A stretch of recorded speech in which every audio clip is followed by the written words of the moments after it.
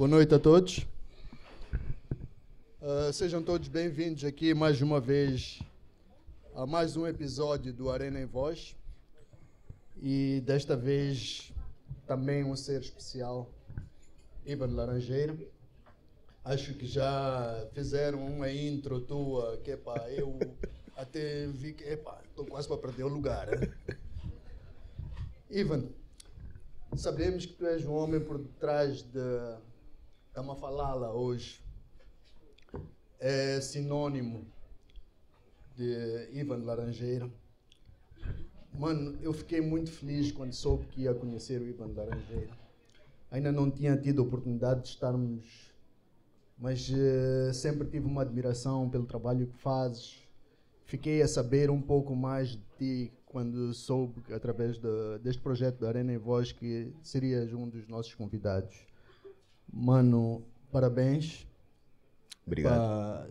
Por aquilo que já fizeste, por aquilo que já alcançaste. É aquilo que um amigo uma vez me diz: muitos estão a ver, poucos estão a dizer.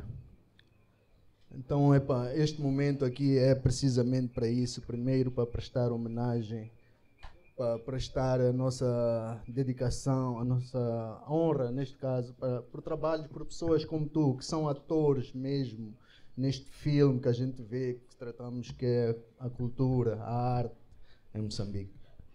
Este projeto aqui da Arena em Voz, em particular, é mesmo por causa disto. Trazermos essas vozes, man. Ivan, vou passar o mic para ti. Quero que tu comeces primeiro por nos explicar assim quem é o Ivan, man. De onde veio, o percurso. Dar-me um intro, uma brief, assim. Who is Ivan? Olha, muito obrigado, em primeiro lugar, ao Chivambo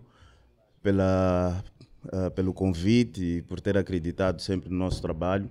E estamos aqui hoje, não é? Este mérito de tudo aquilo que foi dito é um mérito partilhado pela minha equipa também, que são 16 anos de um trabalho longo, extenso e de muita teimosia, sobretudo, para chegarmos onde chegamos e termos o Museu Mafalala. Então eu partilho estes créditos com a minha equipa, que sem ela, se calhar, isto não fosse possível, e sobretudo com a comunidade da Mafalala, que é a principal guardiã e que abriu-nos as portas para podermos fazer o trabalho que a gente desenvolve no bairro da Mafalala. E digo sempre que a Mafalala é a capital de Maputo, é o lugar onde o coração e a alma desta cidade se encontram. A Mafalala produziu 2 presidentes de Moçambique, um primeiro-ministro, o maior jogador de futebol de todos os tempos, os mais importantes músicos e poetas deste país. Portanto, é um espaço que entra com o pé direito para aquilo que é a história recente deste país nos últimos 100 anos, quando pensamos o nacionalismo, quando pensamos a marrabenta, quando pensamos o desporto e quando pensamos a nossa literatura. Portanto, aquilo que a gente faz é apenas estimular um talento, uma realidade, uma cultura que está inerte num espaço e dar a conhecer ao mundo. E este trabalho surge precisamente pelo facto de o Ivan ser filho de mafalalinos, não é? E estes mafalalinos habituaram-me sempre à ideia de que a Mafalala era um lugar especial e tinha que ver com outras lentes este espaço, fora daquelas que eram as lentes habituais, daquilo que era passado pela televisão, a questão da falta de saneamento, a pobreza, a criminalidade, mas antes sim este orgulho, esta autoestima de vir de um lugar particular, de um lugar com uma diversidade cultural que extravasa aquilo que é a noção da moçambicanidade e que impacta inclusivamente para o mundo. E eu cresci neste contexto, cresci a ouvir essas histórias dos meus pais, cresci a ouvir essas histórias dos meus irmãos, dos meus tios e dos meus primos. E vivi inclusivamente alguns momentos e eventos importantes nesse sentido. E anos mais tarde, na faculdade, eu estudei turismo. E o turismo fez-me perceber que há uma relação entre turismo e cultura. É muito comum para uma pessoa que não tem noção do que é a atividade turística pensar logo na ideia de sol e praia, né? Vou estar no turismo, é um momento de lazer, eu vou ter experiências numa praia e tudo isso, não é? Ou então vou fazer um safari. E com o conhecimento científico fui aprimorando e fui vendo que há outras tipologias de turismo, há outras formas de fazer com que o turismo aconteça e fui percebendo a partir daí que a Mafalala constituía também um atrativo turístico pelo seu património cultural e pela sua história. E nesse momento em que nós fazíamos o curso, tínhamos um desafio muito grande, que era, sobretudo, a componente prática de como é que nós vamos implementar e que contacto prático nós vamos ter com a atividade turística. Em princípio, uma atividade teórica, a ideia que se passa, mas é importante que quem faz o turismo, o turismólogo, tenha um contacto prático com o produto turístico. Não é? Eu não vou trabalhar numa praia, num resort, se nunca tiver ido lá. Eu não vou trabalhar numa reserva se nunca tiver ter estado numa reserva e conhecer a vida selvagem. Eu não vou fazer turismo de aventura se nunca tiver escalado uma montanha. Então, é importante ter esta experiência também. E nós tínhamos um desafio muito grande, que era de proporcionar a nós mesmos, enquanto estudantes, essa realidade. E decidimos, então, formarmos-nos em associação, numa primeira fase como um núcleo de estudantes, e depois, já mais para o fim do curso, organizámos-nos como associação, a Associação Iverca, que é quem dinamiza e que é a proprietária do Museu Mafalala, do Mafalala Walking Tour e do Mafalala Festival, que são as três marcas que constituem aquilo que é a intervenção no bairro da Mafalala. E esta Iverca surge de três pessoas, que é o Ivan, a Érica e o Carlos, que eram as pessoas mais dinâmicas no núcleo da faculdade, e quando acabamos o curso decidimos então fazer uma associação que fosse reflexo desse movimento que nós os três tínhamos criado. E de lá para cá, então, começamos com essa ação. Na altura eu tinha 24 anos, não é? E envolvidos 16 anos, agora temos o museu, temos aí 15 edições de Mafalala Festival e temos um fluxo considerável de turistas que visitam o bairro da Mafalala, com uma média de 20 turistas por dia. Não é? Então, penso que é realmente um sucesso. Empregamos 16 pessoas e temos outros que são também beneficiados de forma indireta pelo trabalho que a gente desenvolve. E essa é resumidamente a história do Ivan, que é igualmente um produtor cultural, que é um ator. Comecei com este contacto com a cultura e com a arte por via do cinema. Fiz um filme, que é o Jardim do Outro Homem, e dali então as portas abriram-se e comecei a trabalhar em vários ramos da arte e apaixonei-me sobretudo pela produção. Então, de lá para cá tenho estado sempre behind the scenes. Top, man. Yeah. Uma história top, hein? A arte, esta cena, então, sempre esteve aqui nas veias. Começou com esta cena, este projeto assim de ator. Como é que isto entrou em ti? Bom, como eu dizia, o contexto familiar impactou muito, né? Venho de uma família que eu acho que toda a gente da Mafalala tem em si um quê de artista. A gente costuma brincar e dizer que se você é da Mafalala, você é definitivamente um artista, e se não for artista, vai ser um atleta, um desportista. Mas se não tem talento nem para uma nem para outra, então aí fica político, né? Então, essa é um pouco a base daquilo que norteia um pouco as pessoas da Mafalala, e acho que de forma natural isto surge, a capacidade inventiva e criativa vai também contribuindo para que as coisas aconteçam. Mas no meu caso vertente, eu venho de uma família de artistas e cresci sempre num ambiente muito ligado às artes e à cultura. O meu pai também é uma pessoa com muita exposição. Desde muito cedo aprendemos a ouvir boa música, a ler bons livros e a visitar e ter uma análise crítica para as coisas. Então, isso contribuiu para a minha formação e tem sido essa a base que eu uso para ir fazendo o trabalho que faço. Hoje contigo aprendi uma palavra, turismólogo, é isso? Turismólogo. É a pessoa que trabalha no setor turístico. Mano, quando é que tu sentiste, quando é que houve aquele clique em tu, que tu percebeste que, mano, meu propósito passa por Mafalala? Opa, eu acho que este foi um processo interessante, porque foi sobretudo um processo de fé também, preciso acreditar. O meu processo, eu tive uma formação de certa forma privilegiada, e mesmo a nível familiar Os meus pais verem-me a ir a Mafalala, sendo Mafalala o bairro deles, não foi uma coisa fácil de aceitar, não é? Não via-se ali a perspectiva de um desenvolvimento pessoal ou algum retorno que eu pudesse ter a partir disso, não é? E mesmo a nível social, os meus amigos, as pessoas com quem eu convivo, quer dizer, Ivan, estudaste, estiveste este tempo todo a fazer as coisas para a tua formação e vais acabar aí na Mafalala, né? Eu acho que, inclusivamente, a questão da ideia do turismo, ir a um hotel, nós tivemos várias situações de ir a um hotel, ir aqui ao Pulana, e o recepcionista, que é residente da Mafalala, dizer, não, o senhor está maluco. Vou levar turistas para Mafalala, logo a seguir vai ser rambado. Então, essas situações foram recorrentes no nosso processo e acho que isso é que nos deu força e vontade de querer provar o contrário, né? E a partir dessa motivação que era passada por essa conjuntura inóspita ao nosso trabalho, fomos então desenvolvendo e cada vez mais crescendo e fazendo coisas para responder a isso.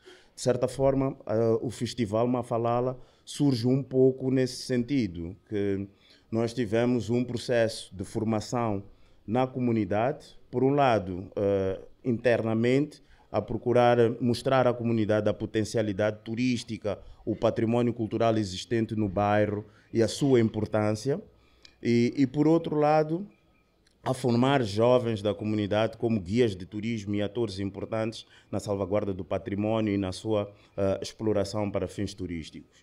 E depois desse exercício, também fazer o mesmo do lado de cá, com instituições ligadas ao turismo, agências de viagem, hotéis, operadores turísticos e por aí vai. E nos dois espaços encontramos sempre resistência. Por um lado, uma comunidade com uma baixa autoestima, que não acreditava na possibilidade de ver turismo acontecer no bairro da Mafalala, precisamente pela condição degradante, de fragilidade que existe no bairro e a criminalidade associada a isso. E, por outro lado, pelos mesmos motivos, os operadores turísticos, os hotéis e todos os outros, também a não quererem mandar turistas para lá, precisamente por isso. E a nossa resposta a esse exercício foi fazer, precisamente, o Festival Mafalala, que seria uma plataforma que apresentasse o lado bom da Mafalala. Que a Mafalala fizesse as manchetes não porque alguém foi violado, mas antes sim porque tem um festival de música, porque vai se apresentar a melhor gastronomia da cidade, porque temos aí a beleza das mulheres macuas, vai se pintar um muciro, porque vamos jogar a bola como o Eusébio jogava. Enfim, toda uma série de contextos que contribuíam para que desconstruísse essa ideia negativa associada ao bairro. Então foi assim que surge o Festival Mafalala. E esse é o primeiro passo no sentido de criar uma comunicação mais abrangente e impactante e que pudesse, de facto, contribuir para que as pessoas se associassem e viessem a Mafalala. E a partir dali começamos então a ter um fluxo turístico natural, orgânico e direto, sem intermediários, não é? Então, isto também mostra as próprias fragilidades do contexto e da dinâmica estruturada para o turismo em Moçambique. Nós percebemos, a partir desse cenário, por exemplo, que as agências de viagem não vendem inbound tourism, não vendem pacotes turísticos moçambicanos. Nós temos em Maputo cerca de 237 agências de viagem e que só 2 é que fazem isso. E todas as outras vendem exclusivamente bilhetes de avião. Fazer emissão de bilhetes. Então, há uma fragilidade na cadeia de valor, na ideia da distribuição e de como é que nós podemos também fazer com que o nosso produto seja mais relevante e possa ter também maior acessibilidade para vários públicos. Então, esta já começa também a ser, se calhar, adiantar um pouco, mas começa a ser também um dos principais elementos de fragilidade de todo o ecossistema das indústrias culturais, não é? E do entendimento que nós temos sobre as próprias indústrias culturais e da importância de termos essa cadeia de valor estruturada em que os vários atores têm um papel relevante e fazem a sua parte. Por isso que acabaste de dizer, eu posso assim concluir, mano, que tu és um filho escolhido da Mafalala. Opa, são muitos, hein? Não, são muitos, tudo bem. Eu ainda não cheguei a presidente. Mas o feeling com que eu estou a ter aqui hoje, nesta conversa, é que estamos a fazer história. Estamos a fazer história, como é que eu vejo isto aqui? Da mesma maneira que fizeste referência ao Eusébio, à Noémia de Souza, estes grandes escritores todos que tivemos, Craveria, que são lá da Mafalala.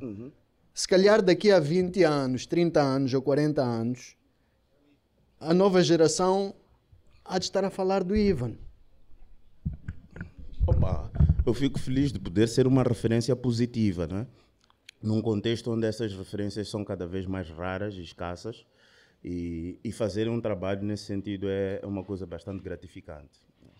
É, com certeza que é, mano. Dá para ver, tu consegues ver o impacto que isto está a causar na comunidade. Não, absolutamente. A repercussão do nosso trabalho é muito grande. E não falo só de componente financeira, falo sobretudo da questão ligada à autoestima, ao orgulho de ser, à apropriação do espaço. Eu lembro quando nós começamos o nosso trabalho, jovens tinham dificuldade em dizer que vivem na Mafalala. Mas hoje os mesmos jovens vão tirar uma selfie no Museu Mafalala e são orgulhosos de dizer que o meu bairro tem um museu, não é? E isso demonstra a transformação que existe no processo cognitivo e de entendimento do espaço da própria Mafalala. Para além de que temos recebido sempre várias individualidades que também contribuem imenso para visibilizar e para perpetuar e manter viva a história da própria Mafalala, como o patrimônio cultural existente na Mafalala, não é? Eu lembro quando nós começamos, existe no bairro da Mafalala, existem vários grupos de tufo da Mafalala, por exemplo. De tufo, não de tufo da Mafalala. O tufo da Mafalala é o que mais se destaca, mas já há uma cultura do tufo. E quando nós vemos a dança tufo, a maior parte das pessoas que dançam, que fazem a performance, são senhoras já com uma idade avançada, são senhoras adultas, não é? E muito poucas meninas. Então, a partir do momento que nós começamos com a atividade turística, as meninas também se interessaram, começaram a juntar-se aos grupos de tufo, começaram a querer dançar o tufo também. Isso já é por si uma forma de preservação de uma prática cultural que se calhar corria o risco de desaparecer nesse espaço que é a Mafalala. E como isso, muitas outras ações estão a acontecer que são fluxo desse impacto positivo da ação que a gente vai desenvolvendo. Está-se a conseguir resgatar isto? Eu acredito que sim. Eu acho que resgatar como tal, ainda é muito cedo para dizer que estamos a resgatar, mas estamos a dar um passo muito importante nesse sentido. E eu fiz exemplo do tufo, mas também posso falar sobre as construções em madeira e zinco, posso falar de como o entendimento sobre esse tipo de material para a construção também mudou em função do trabalho turístico que está a ser desenvolvido. Portanto, há toda uma série de fatores que estão associados ao nosso trabalho, inclusivamente aquilo que é a noção de cidade, né? O que é a cidade de Maputo hoje? Como é que nós entendemos Maputo enquanto que centro e periferia, ou a periferia que é cada vez mais o centro?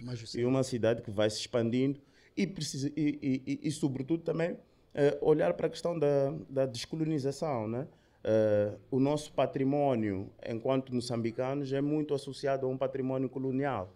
Se a gente vem para Maputo, quer visitar os monumentos, vai visitar a Fortaleza, vai visitar a Estação dos Caminhos de Ferro, a Casa de Ferro, o município, a Catedral. Mas, quer dizer, esses são monumentos que foram construídos pelo colono, não é? A nossa verdadeira história, aquilo que é protagonizado por nós, está na Mafalala, está no Xamanculo, está no Spamanini, está em todos esses bairros da periferia que são tão importantes quanto o centro. E aí começamos a discutir identidade, começamos a discutir noção de moçambicanidade e discutimos, sobretudo, aspectos ligados ao espaço da cidade e como é que nós entendemos esse espaço e como é que nós podemos resgatar esse espaço para criar novas economias. Fala-se muito hoje em economia das cidades criativas e a nossa proposta é nesse sentido, é de criar um espaço que seja mais criativo, um espaço que seja, sobretudo, inclusivo. E que as pessoas possam se apropriar das suas próprias narrativas. Ivan, este projeto, esta ideia, este que foi um sonho, o Museu da Mafalala, mano, eu quero perceber de ti como foi sonhar este sonho, mano.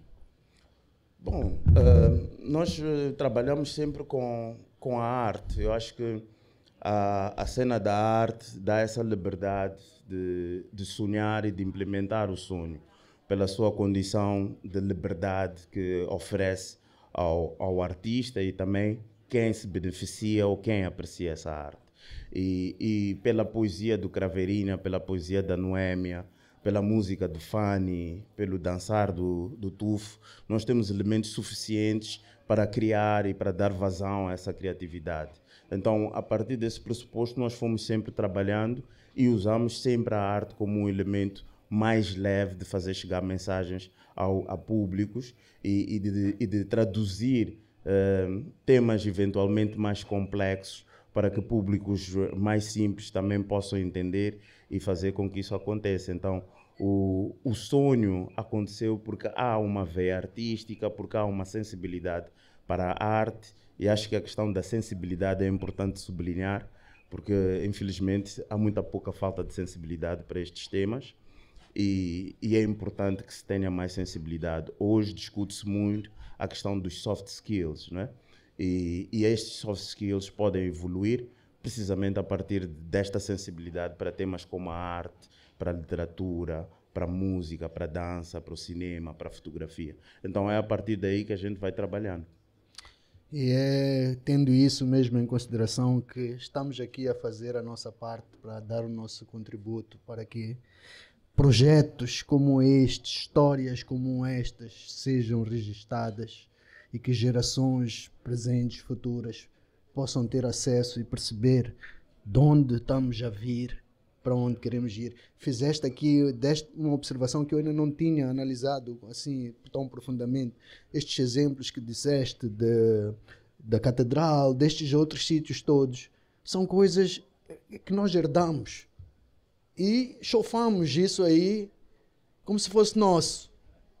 Enquanto a verdadeira identidade está por detrás, está em bairros como a Mafalala e tantos outros.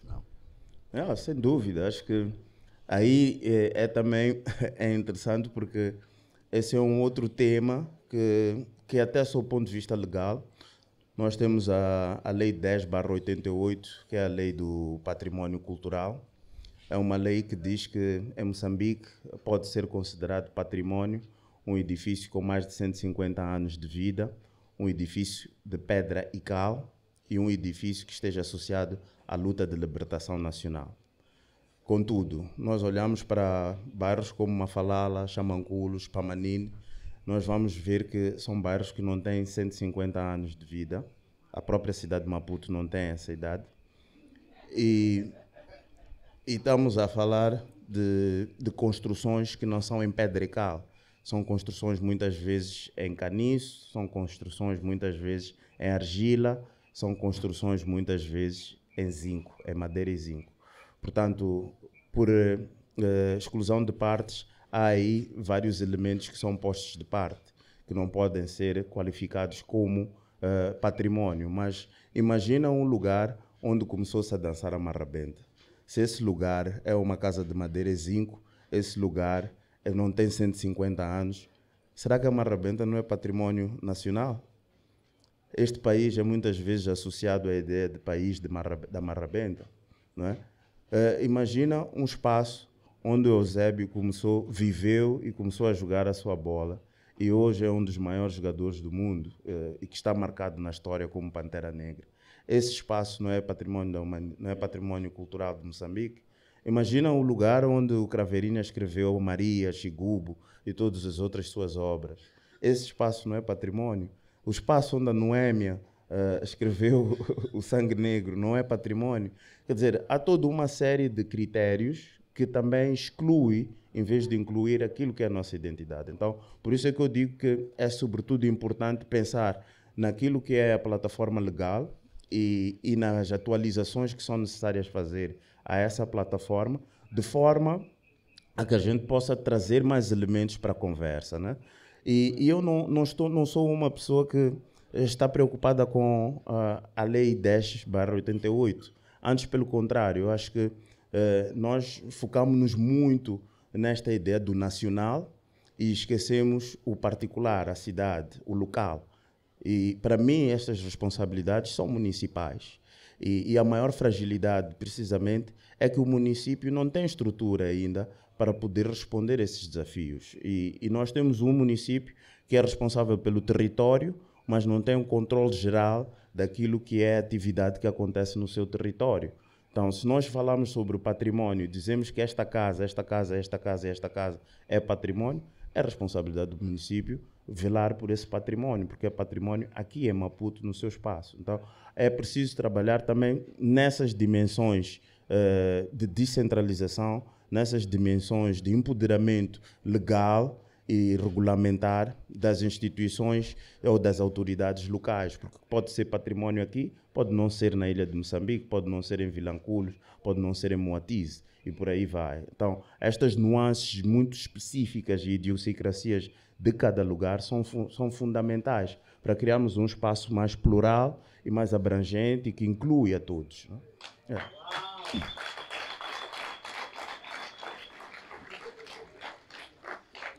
Estamos aqui com uma biblioteca, meus senhores. Então posso assim assumir que para a ilha de Moçambique tivemos sorte. Aquilo foi declarado património, não? Olha, da Unesco, da humanidade, alguma coisa assim, não? Não tivemos sorte, acho que é justo. Tivemos sorte no sentido que não está dentro destes 150 anos. Não está. Yeah. Mas também ouvi uma reportagem há pouco tempo a dizer que corre o risco de se retirar o título, não é? Ei. Mas mesmo a realidade da ilha, nós temos na ilha o bairro Museu e temos o Macuti. O bairro Museu é que é mais evidenciado, é mais destacado. O bairro Macuti vive precisamente os mesmos dilemas da Mafalala, porque é um bairro periférico. Então, é um exercício, novamente, de entendimento do que é património. Qual é a sensibilidade que a gente desenvolve para o património, não é?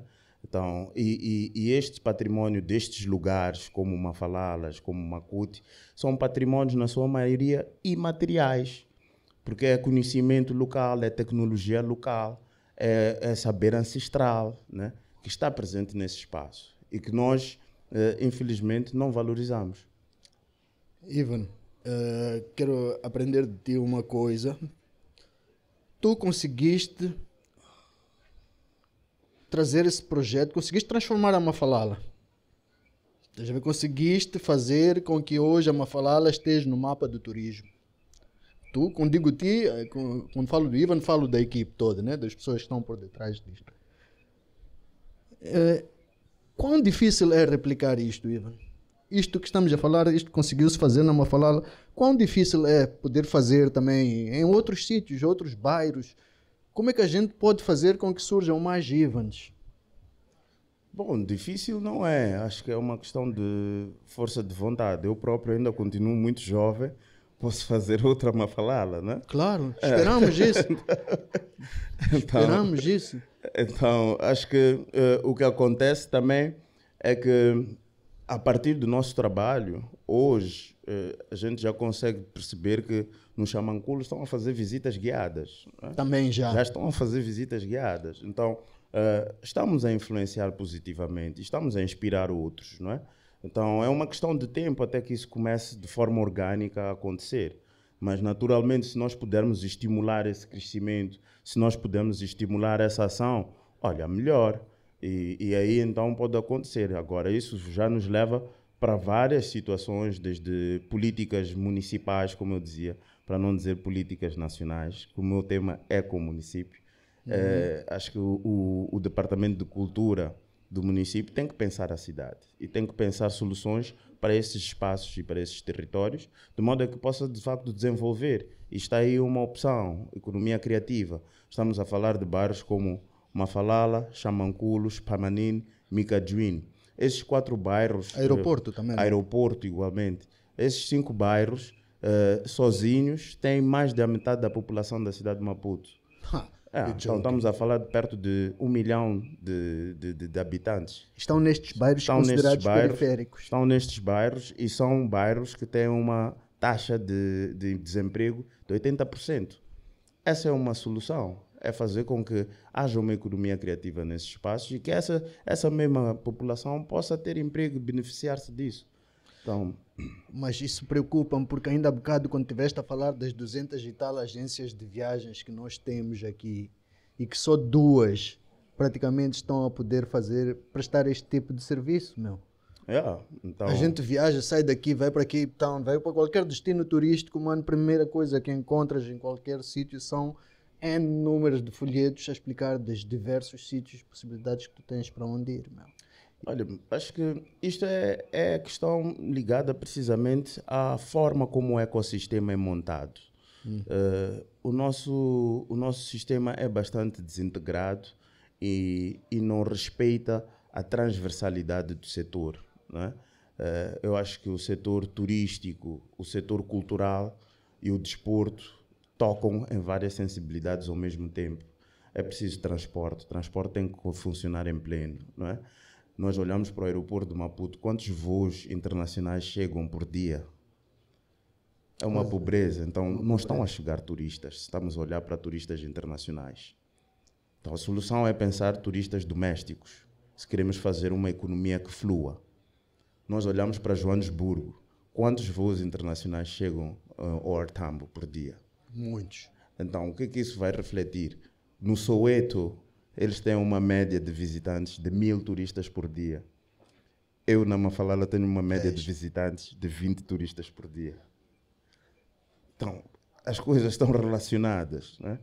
Nós não estamos ainda a competir com excelência em pé de igualdade com o mundo, né? E há todo um trabalho que é preciso fazer para que a gente chegue a esse nível. E isso só é possível por via de uma plataforma legal mais abrangente e inclusiva, por uma maior estruturação das estruturas municipais, por termos um sistema de estímulo e investimento na criatividade dos pequenos atores locais. Nós tivemos sempre uma estrutura no turismo que era voltada para a construção da hardware, né? Infraestruturas. Acho que houve durante muito tempo. Moçambique tem um X número de camas. Moçambique aumentou o seu número de camas. Quer dizer que estamos a construir hotéis. Mas esses hotéis vão receber pessoas. O que é que essas pessoas vão fazer? Qual é o programa de animação que existe? Quem faz essa animação, né?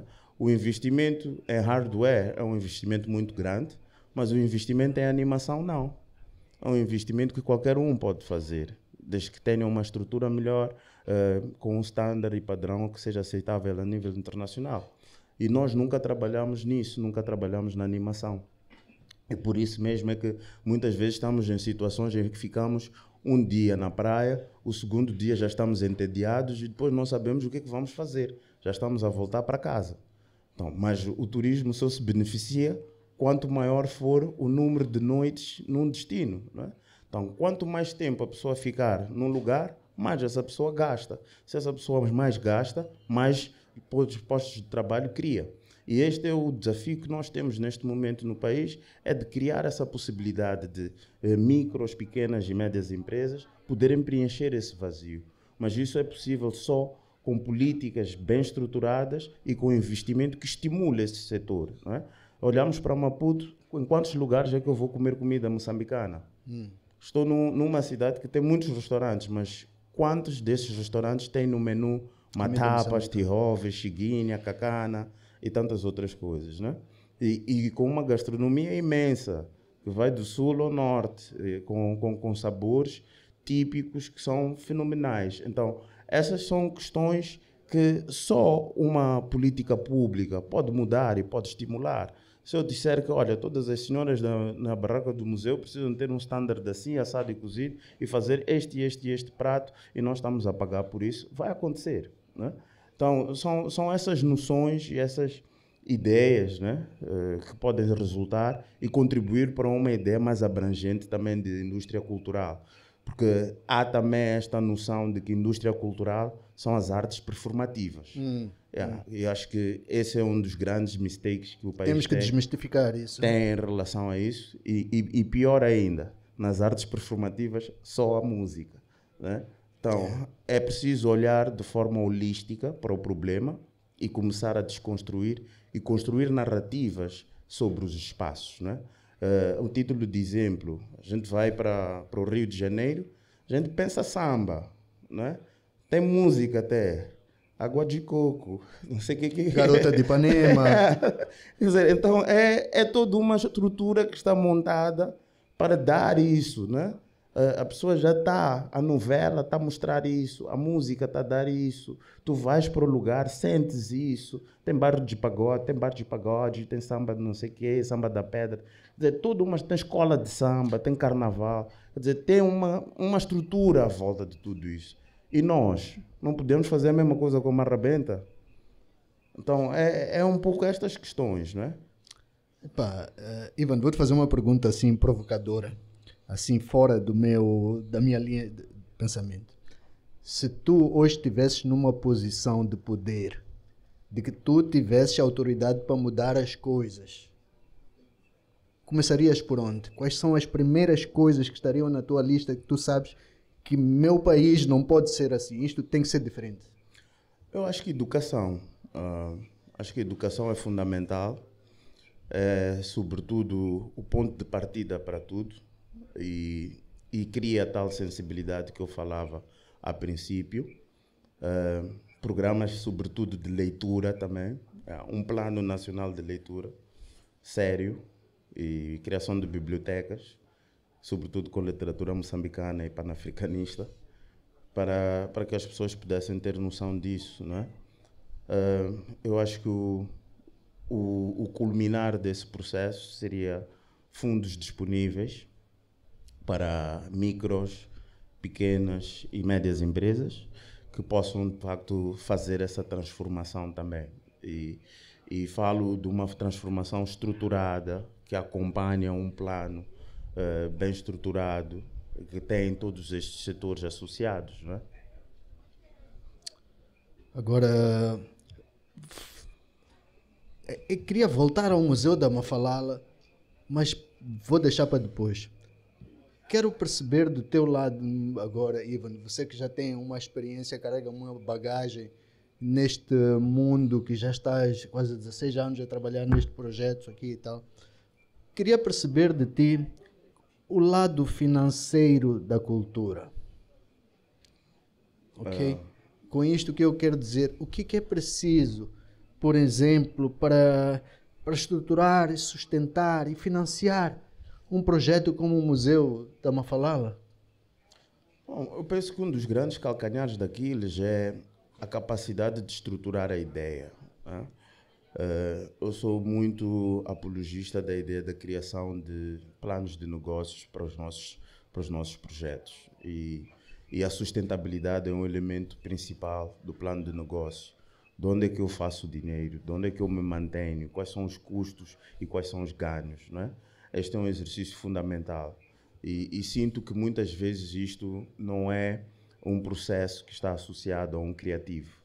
Um criativo tem uma ideia, acha que a ideia vai vender, não sabe para que público vai vender, não sabe como vai fazer chegar o seu produto ao público, não sabe inclusivamente quanto custa o seu produto e não sabe inclusivamente marcar o preço para o seu produto. Então, o plano de negócio é uma coisa fundamental no meu ponto de vista, para que a pessoa possa perceber aonde é que ganha e para onde é que manda esse produto e como é que esse produto em 2, 3, 4 anos pode crescer e ter a posição que possa ter. Então, esse é um ponto de partida inicial para que se possa depois ir buscar investidores que metam dinheiro nesse projeto, né? E quem diz investidores também pode falar de financiamento, ir ao banco e pedir um empréstimo ou ir a um doador e o doador oferecer esse capital. Mas, sobretudo para mim, pela natureza do setor e por aquilo que define a atividade cultural, há muitos projetos que não precisam sequer de um financiamento grande e que pode ser iniciado de forma individual. Mas se for iniciado a seguir esses passos, pode, com alguma certeza, ao fim de 1, 2, 3 anos, ganhar momentum e tornar-se uma referência, né? Eu digo que na Mafalala, por exemplo, os nossos fatores de produção, inicialmente, quando nós começamos, foi fazer uma visita guiada pelo bairro. E a visita guiada é feita a pé.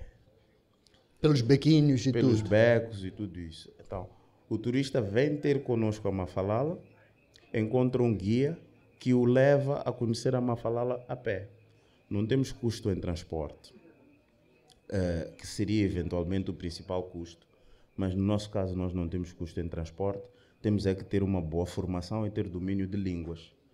Isso eu posso fazer agora em qualquer outro lugar, se eu tiver o conhecimento da história desse espaço e eu fizer um mapeamento e inventariar o património existente nesse lugar.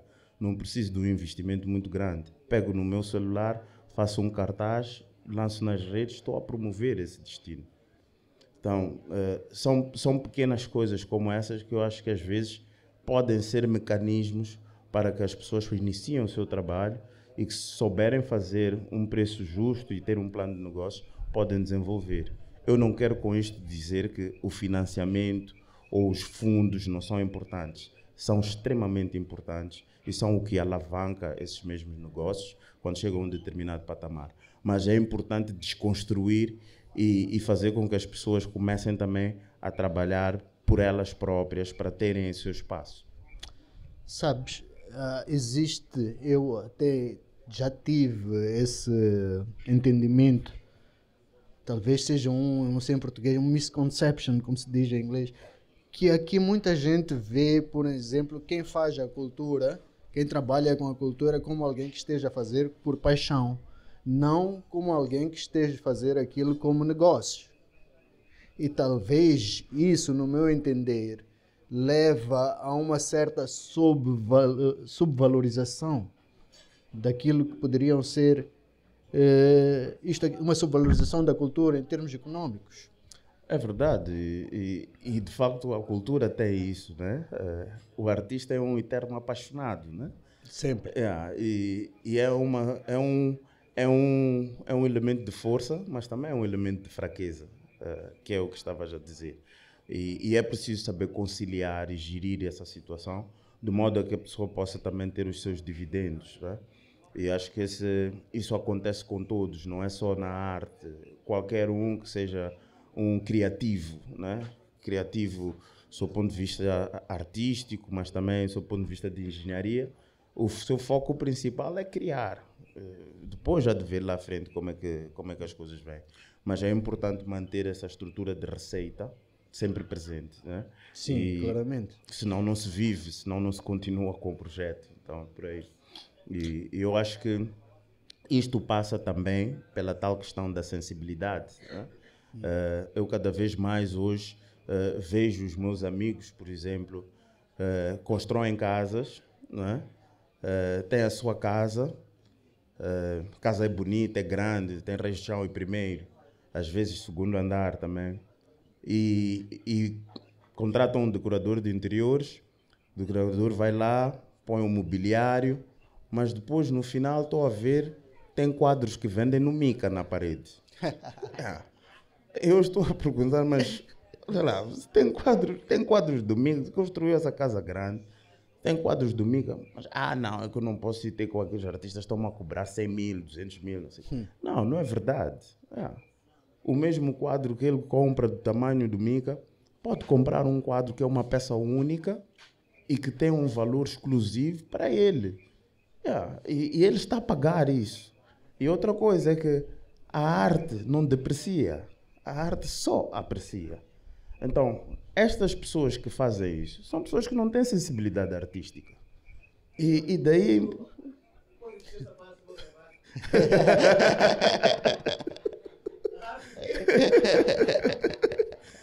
Não deprecia. A arte não deprecia, só aprecia.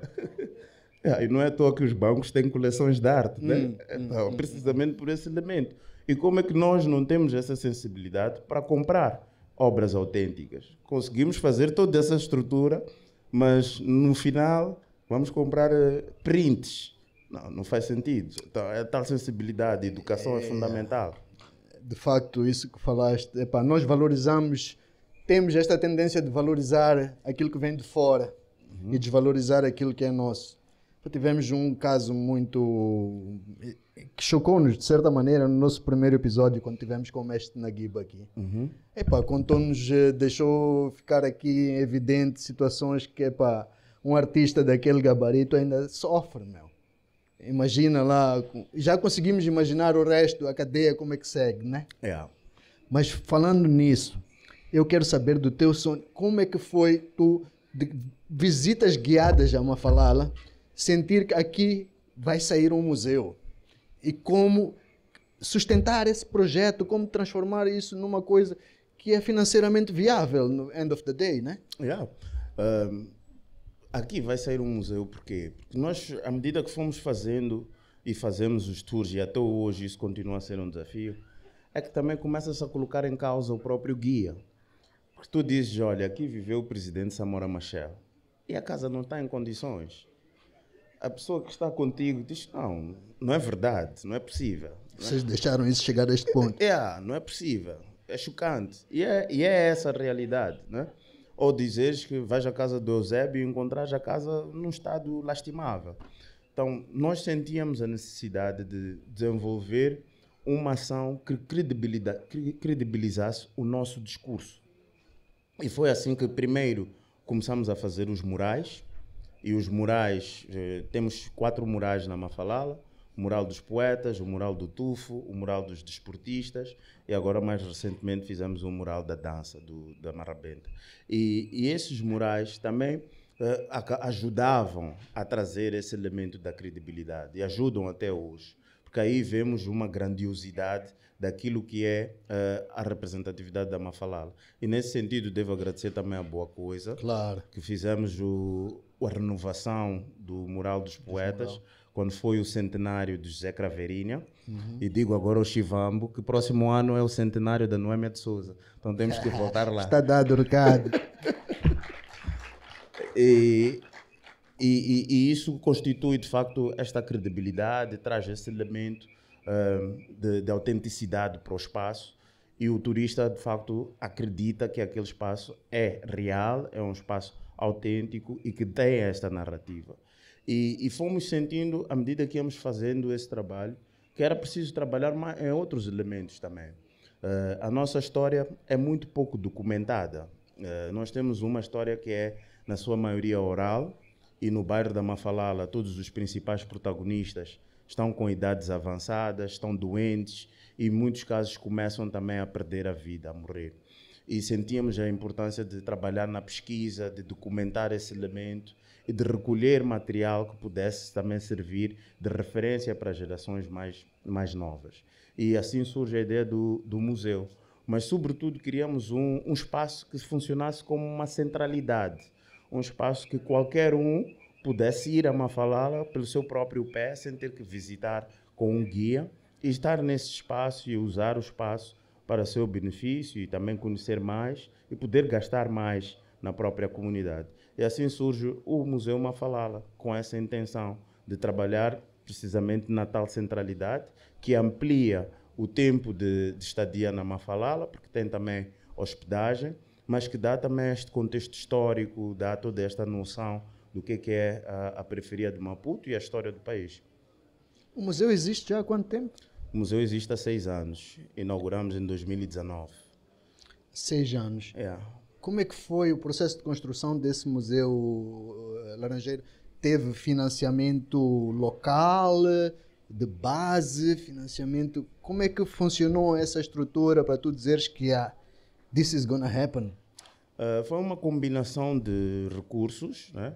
Tivemos fundos que eram fundos próprios da associação. A associação, por exemplo, adquiriu o terreno onde o museu ia ser construído. Essa já era a contribuição da associação para o projeto. Submetemos uma candidatura para um financiamento da União Europeia e que também foi bem sucedido e que contemplava precisamente a construção do Museu Mafalala. E depois privados, amigos, que foram também doando e investindo no nosso trabalho. Então assim surgiu o projeto de construção do museu. E nós queríamos que o museu também servisse como um elemento de lobby e de advocacia sobre a periferia de Maputo. Fala-se muito na requalificação dos bairros da periferia, sim, mas muito pouco se diz sobre o que essa requalificação efetivamente vai ser, não é? Há quem diga que é demolir a Mafalala e construir novos prédios. Há quem diga que é preciso olhar para o património e respeitar esse património, mas criando melhores condições. Há quem diga que tem que se deixar como está, porque não é possível fazer nenhuma intervenção. Nós somos da opinião que é possível, sim, intervir, mas fazer uma intervenção consciente, uma intervenção que tenha respeito pelo património cultural. E o edifício da Mafalala é o primeiro símbolo nesse sentido, é o primeiro artefacto do próprio museu, porque a sua arquitetura dialoga com isto, né? E coloca o cidadão, o indivíduo, como o protagonista do espaço, e não um carro, mas sim o cidadão. E termos o zinco ali é esse exercício. Termos um edifício mais alto é um pouco romper com aquilo que é a característica normal do bairro. Então, são muitas informações simbolizadas e cristalizadas naquele edifício. É sustentável? Até o momento tem sido, e acho que é um exercício, sobretudo, de resiliência também, que surpreende-nos a todos. Nós inauguramos o museu em 2019 e logo a seguir tivemos a pandemia. Ficamos 2 anos fechados e voltamos, não é? Praticamente agora, como se fosse a reinauguração. Precisamente, eu acho que nós só funcionamos para aí 6 ou 8 meses, não foi muito tempo, não é? Então, este processo do museu está a ser um aprendizado muito grande, sobretudo no que diz respeito à gestão do museu, a infraestrutura, é um peso muito grande, né? Do ponto de vista administrativo, mas que estamos a conseguir por via da atividade turística, daquilo que desenvolvemos. Agora, mais uma curiosidade, Ivan. Quero saber o teu feeling. Como foi a sensação quando o primeiro grupo de turistas, aqueles que vocês conseguiram trazer, manos, estamos a fazer a nossa primeira visita guiada aqui, conseguimos. Como é que foi? Explica-me, descreve-me lá esse momento. Como aconteceu? Opa, vou ter que defraudar as tuas expectativas, porque não havia esse feeling todo. Foram nossos bradas, os primeiros. Foram vossos bradas, como assim? Nossos bradas. Que fizeram a primeira visita, foram os primeiros clientes da visita? Foram os nossos primeiros clientes. Durante muito tempo foram amigos que se juntavam. Até aquela cena do Ivan, até aquela cena da Érica. Vamos lá, apoiar e tal, e não sei o quê. Isso, e pagavam, sim, pagavam. Então, acho que é a tal coisa que eu dizia, o primeiro recurso de financiamento, às vezes está muito perto de nós. E que é importante valorizar isso. Então, eram amigos que vinham. Eu acho que o nosso primeiro grupo de turistas foi, de facto, quando nós fizemos o festival. Lembro-me que nós fizemos o primeiro festival e nesse festival começamos a promover o tour. Aí sim, tivemos uma aderência. Mas antes disso foi sempre malta amiga, familiares. Antes disso, quer dizer, era local people. Era mesmo pessoal muito próximo de nós, que ia apoiando e acreditava no que nós estávamos a propor.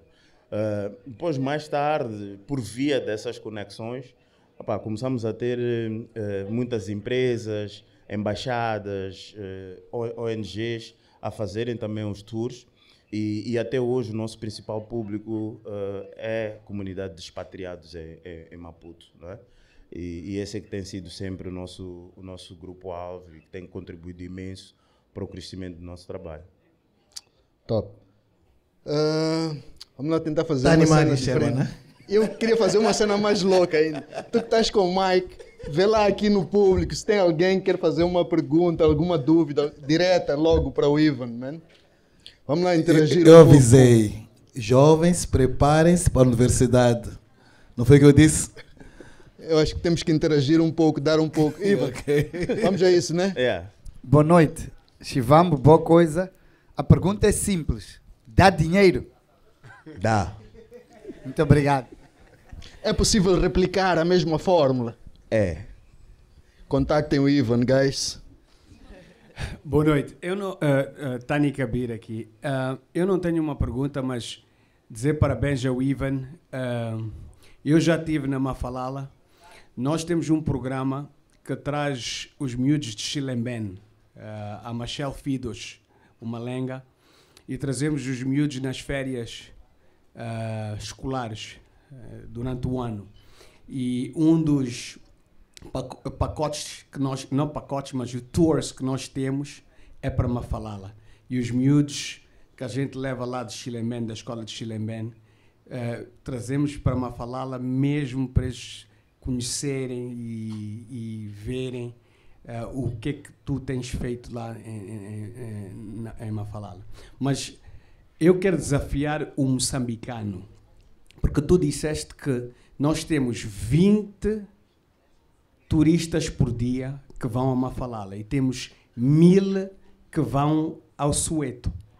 Então, vou pedir e convidar a todos os moçambicanos para irem a Mafalala, para nós conseguirmos pelo menos ter 200 a 300 por mês a verem aquilo que tu tens lá e que tu fizeste lá, que tem muita história.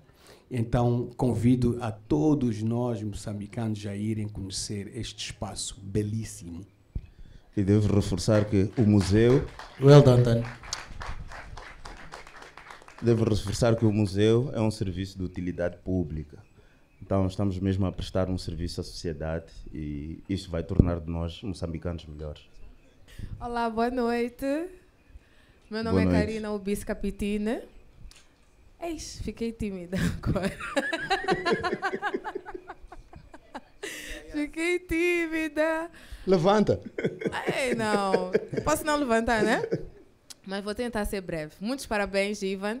Tive o prazer e o privilégio de hospedar uma exposição no Museu Mafalala.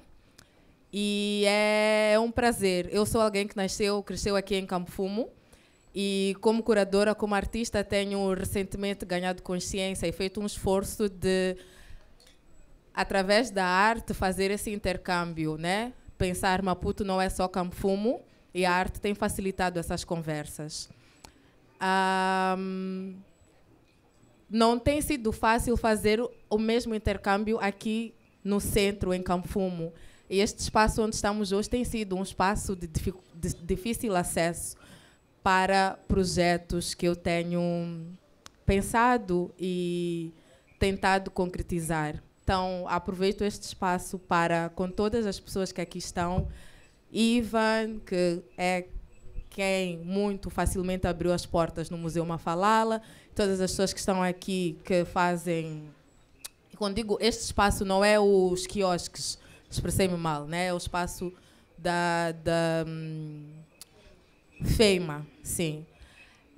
E são acessos, já artistas vão conhecer, é falta de recursos, é burocracia, é congestionamento de agendas e etc, né?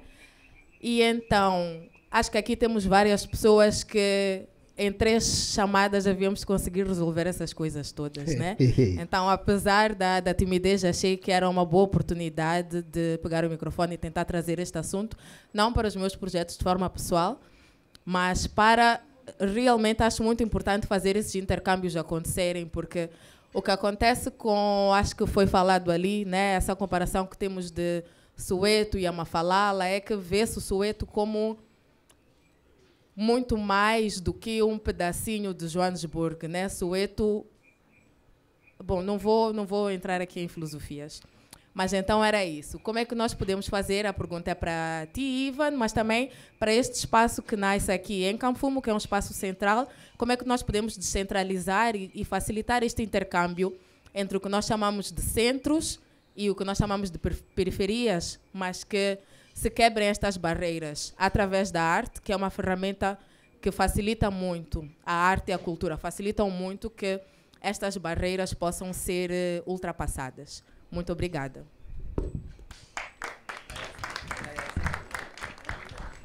Bom, Ayaza Sam. o Ivan, micro-ondas. gostaria de dizer-te que perdoa a minha ignorância. Eu não te conhecia antes e estou extremamente impressionado. Costumo dizer que propósito é individual e causa é coletiva. E tu és claramente um indivíduo que está muito alinhado a um propósito e tens uma causa muito forte. Houveram aqui algumas frases que foram ditas no meio da vossa conversa e uma que marcou-me bastante. Tem um bocado a ver com os valores que a nossa sociedade vai perdendo ao longo do tempo e que temos muita falta de referência nos dias de hoje. Gostaria de parabenizar-te pelo trabalho que tens vindo a fazer e dizer-te que é muito necessário que tu continues ativo e que possas, inclusive, regular ainda mais o volume da tua voz que a nossa nação precisa. Parabéns. Obrigado. Obrigado, Yayaz. Again, eu avisei. Juventude, o Ivan, é uma universidade nacional, regional, internacional. Bem-ajam.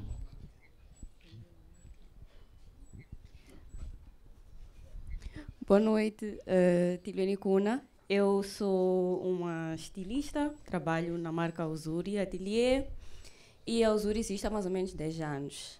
O nosso primeiro photoshooting foi mesmo numa falala, porque para além da Uzuri ser uma marca, é também um movimento cultural. E é bastante gratificante poder sentar aqui hoje e ouvir várias coisas que se calhar eu nem tinha noção sobre este... vou chamar de patrimônio mesmo, sobre este bairro. Eu vivo praticamente ao lado de uma falala e quase nunca tive coragem de sequer entrar lá. Mas depois de hoje, depois de ter ouvido assim tanta história e sei lá, muita coisa que também serviu para mim de inspiração, acredito que tem muito trabalho, mesmo no mundo da moda, que pode ser feito no Mafalala ou através de uma falala. Tive também a chance de ter estado lá no lançamento de uma capulana da 2GM, no museu. E os meus parabéns mesmo ao Ivan. É muito inspirador, é muito gratificante poder ouvir estas palavras, esta história. E espero que algum dia possamos colaborar de certa forma. A cultura também engloba a moda. Então, muito obrigada. Sabe as palavras? Sabe as palavras? Boa noite a todos. Meu nome é Lídia Fernanda. Quero agradecer ao meu mentor, Ayaz, pelo convite. Eu até estava a pensar que era ontem, mas depois ele se retificou. Eu sou operadora turística. Eu gostava de explorar mais a Mafalala, vender este serviço além fronteiras. Tenho uma agência de viagem e penso que podemos fazer uma excelente parceria. Eu frequento a Mafalala. Frequento a Mafalala porque tenho um tio que vende a Mafalala, o Bermirice Mango, e é basquetista, desculpa. Então eu frequento a Mafalala, mas sempre teve esta impressão que a Mafalala é aquele bairro que nós não podemos andar à vontade. Mas eu quero vender a Mafalala como um destino turístico, assim como eu vendo a terra que me viu nascer, que é a ilha de Moçambique. Então eu quero vender a Mafalala do mesmo jeito, assim como nós também vendemos Cape Town, vendemos a ilha de Rob Island. Quando a gente diz, aqui dormiu o Nelson Mandela, este prato foi o prato que ele comeu, nós pagamos para ir ver uma cadeia, uma cela na qual dormiu Nelson Mandela. De igual modo, também quero fazer parte deste movimento, quero apoiar esta causa, porque sou moçambicana e sinto que somos nós que devemos fazer a diferença. Muito obrigada. Bem-aja, o turismo é uma experiência, é uma vivência. E como eu disse inicialmente, Laranjeira trouxe uma abordagem disruptiva. Quebrou tabus, quebrou barreiras, transformou o que era um bairro denegrido em um bairro de referência. Então, uma vênia, mais uma vez, Laranjeira. Se hoje temos o Soweto, a casa do Mandela, por que não poderíamos ter, a casa do meu Soeiro, uma falada como referência? Pachito? Pachito? Fazer subir essas escadas todas.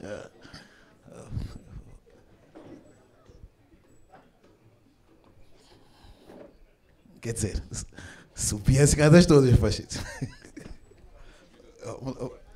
Manda lá, se não queres falar aí. Vem lá aqui a tribuna.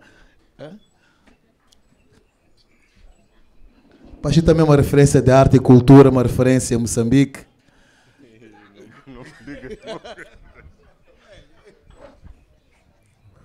Olha, não sou referência nenhuma, mas também sou descendente da Mafalala. Então, por ser descendente da Mafalala, fico muito emocionado quando fui visitar o projeto de Laranjeira, sem lhe dizer nada, e ficar emocionado por mim próprio a ver a casa da minha avó, daquele quarto que é a vista mais alta da Mafalala. Então estás de parabéns. Obrigado. Calmamos. Como disse inicialmente, Mafalala é um bairro de nacionalistas, de pessoas que edificaram Moçambique, de filósofos, escritores, políticos, que acreditaram numa causa e edificaram Moçambique. E o Pachito ali disse muito bem, filho de Pascoal Mucumbo, bem-aja, foi alguém que edificou Moçambique, e tê-lo aqui também a referenciar é também uma forma de exaltação. Não sei se haverá eventualmente. Okay. Muito interessante esta interação. Boa noite a todos. Boa noite. Aqui é o Omar Valibala. Bom, eu não tenho exatamente uma questão, mas sim um agradecimento diretamente ao Laranjeira. Faço parte da equipe de Mafalala Rugby Club, que por acaso no dia 4 de outubro consagrou-se campeão nacional, e isso só foi possível.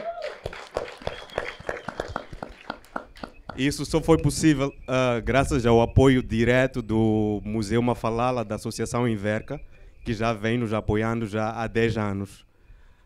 De algum modo, tanto o museu, mas sim os desportos, a cultura, fazem com que a gente conheça o bairro Mafalala, mas acredito que a conversa que acabamos de ter, o que acabamos de ouvir do Laranjeira, desmistificou tudo aquilo que as pessoas têm com relação à parte negativa do Mafalala. Para já, convido a todos, olha, venham a Mafalala, tem muita coisa boa mesmo, muita coisa boa. Quando é que é o próximo jogo de rugby? Em breve. Provavelmente vamos compartilhar o calendário e certamente será em breve. Muita coisa boa, boa coisa vai apoiar essa iniciativa. Ok? Muita coisa boa coisa vai falá-la. Garantimos o apoio, ok? A esta iniciativa. Bem-ajam. Parabéns. Boa noite a todos. Primeiro, é a minha primeira vez neste evento que está a ser aqui, que estamos a viver agora neste momento. E primeiro queria congratular o Ivan, eu já o conheço mais de 25 anos, e eu sei que o Museu da Mafalala para ele era um sonho, e há coisas que nós, quando olhamos e nos questionamos como é que ele conseguiu construir com a sua equipe algo com uma dimensão enorme, quer dizer, uma dimensão daquelas que nós olhamos e não acreditamos que é aquele jovem ali. Mas é o Ivan, e parabéns, Ivan. Parabéns. Eu sei que devo-te uma visita. Conheço-te há muito tempo, estamos sempre juntos, mas quando eu digo que... E sempre disseste, vem lá. Mas ei, esse amigo que nunca vai. Há 25 anos e eu sinto-me envergonhado. E quando eu olho para isso, digo, ei, estou a perder. Mas well done. Força mesmo. Canimamba. Obrigado por essas palavras de motivação e de reconhecimento daquele nosso amigo que cresceu conosco e que no final voa, e serve de um exemplo para a nossa moçambicanidade, para a nossa identidade. Ivan, mais uma vez, quer dizer, está visto que não há palavras. Não tens nenhum prêmio nacional? Ainda não. Mano, esquece isso, mano. Não, quer dizer, às vezes é preciso levar as pessoas à consciencialização das pessoas que merecem, não uma questão de ego, mas de motivação e de ativação. Mano, sabes, isso aí meu, é outro assunto. Nós estamos aqui a fazer a nossa parte. isto aqui já é fazer história para mim. Isto aqui já é importante. Estamos a trazer mais destaque. Acho que este podcast está de viralizar, mano. Epá, o Ivan deixou aqui muitos insights, muito ensinamento, muita coisa profunda mesmo em relação àquilo que tem sido as nossas falhas, em relação àquilo que pode ser um futuro mais promissor para nós. Epá, eu acho que ainda há esperança enquanto tivermos jovens, pessoas como o Ivan, que saem daquele lugar de pensadores para fazedores, estás a perceber? Nós estamos a precisar de mais people como este, que sai do conforto mesmo e vai diretamente para o confronto. They make things happen. Concordo contigo, nós somos aquilo que fazemos, não aquilo que dizemos. O Ivan é um exemplo disto, mas reconheçamos em vida que ele é uma referência a ser exaltada, que o prémio está aqui a ser veniado para ti. É um prémio nacional, em vida, era disso que eu me referia.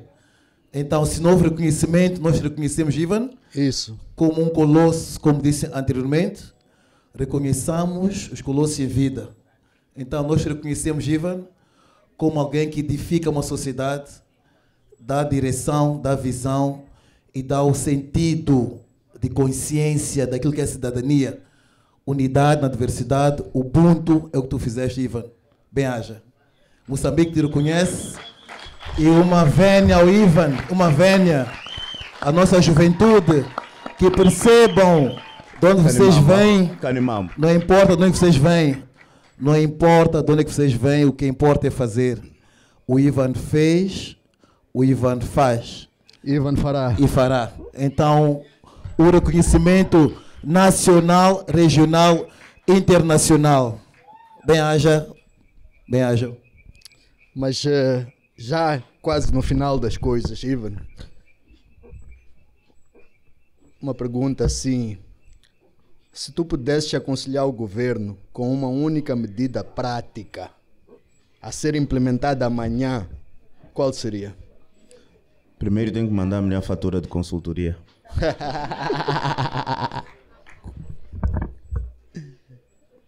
Mas for real, man, eu preciso saber de ti. O que tu precisarias que acontecesse amanhã para tu sentires que estamos mesmo, as mudanças estão a acontecer? Eu acho que as mudanças não vão ser do dia para a noite. Vai ser um processo gradual, mas é preciso dar esse primeiro passo, né?